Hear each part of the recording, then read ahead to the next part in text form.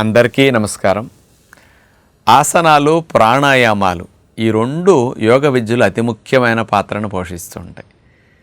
ఏది ముందు చెయ్యాలి, ఏది తర్వాత చేస్తే మంచిదనేది చాలామందికి రకరకాల అనుమానాలు, సందేహాలు ఉండుంటాయి. యోగా నేర్చుకోవడానికి ఎవరన్నా గురువుల దగ్గరికి వెళ్ళినప్పుడు కొందరు ముందు ఆసనాలు చేపించి లాస్ట్లో ప్రాణాయామం చేపిస్తారు. మరికొన్ని చోట్లకి వెళ్ళినప్పుడు ప్రాణాయామం ముందు చేసి ఆసనాల తర్వాత చేపిస్తుంటారు. ఇట్లా ఒక సిలబస్ లాగా ఈ రెండు విషయాల్లో లేకుండా ముందు వెనక చాలామంది మార్పు చేసి చెప్తూ ఉంటారు. ఏది కరెక్టు, ఏది ముందు చేస్తే బెనిఫిట్ ఎక్కువ వస్తుంది అనే సందేహానికి నాకున్న అనుభవం ప్రకారం ప్రాణాయామం ముందు చేసి తర్వాత ఆసనాలు చేయటం మంచిదంట నేను. ఎందుకు మరి రీజన్ చెప్పాలి కదా మీలాంటి వారందరికీ. ప్రాణాయామం చేయటం ద్వారా మన శరీరంలో ప్రాణవాయు సంచారం బాగా పెరిగి ఆక్సిజన్ శాతం బాగా వెళ్ళి కణకణాలు ప్రాణవాయువును బాగా నింపుకొని బాగా ఉత్తేజింపబడతాయి, యాక్టివ్గా ఎనర్జెటిక్గా తయారవుతాయి. ఎందుకంటే ప్రాణవాయువుకి అంత శక్తి కదా.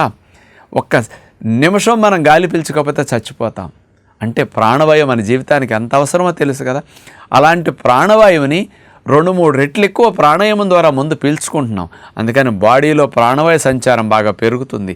ప్రాణాయామం చేయటం ద్వారా ప్రాణశక్తి శరీరంలో పెరగటమే కాకుండా ప్రాణాయామం చేసిన తర్వాత మనసు ఏకాగ్రత పెరుగుతుంది.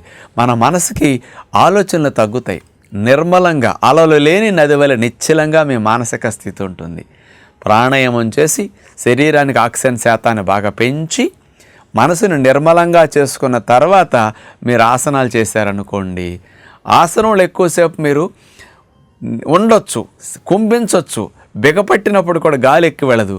అందుకని ఇలా మీకు ఆసనాలు తర్వాత చేస్తే ఆసనంలో ఎక్కువసేపు ఉండటానికి మీకు ప్రాణవాయు సంచారం బాగా జరిగింది కాబట్టి మీ శరీరం సహకరిస్తుంది.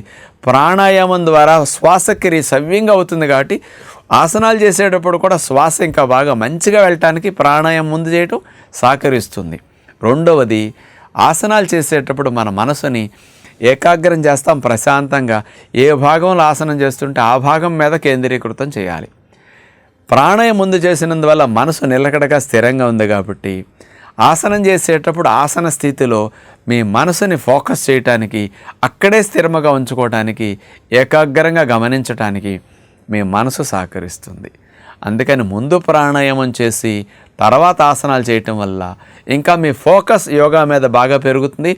యోగాసనాలు చేసేటప్పుడు మీరు ఎక్కువసేపు యోగాలో ఆసనంలో 1 నిమిషం, 1 నిమిషం, 2 నిమిషాలు మీరు బాగా ఉండటానికి ముందు ప్రాణాయామం అనేది బాగా ఉపయోగపడుతుందని మేము 35-40 సంవత్సరాల నుంచి గమనిస్తున్నాం కాబట్టి ఆ విషయాన్ని మీకు అందిస్తున్నాం. నమస్కారం.